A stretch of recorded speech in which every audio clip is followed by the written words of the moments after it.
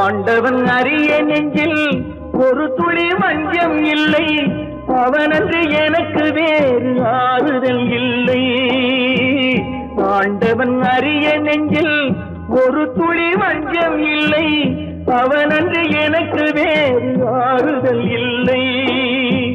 மனிதனம்மா மயங்குகிறேன், தவறுக்கு துணிந்த மனிதன் அழுவதில்லையே, தவறியும் வானம் மண்ணில் விழுவதில்லையே. நல்லவர்க்கெல்லாம் சாட்சிகள் ரெண்டு, ஒன்று மனசாட்சி, ஒன்று தெய்வத்தின் சாட்சியம்மா.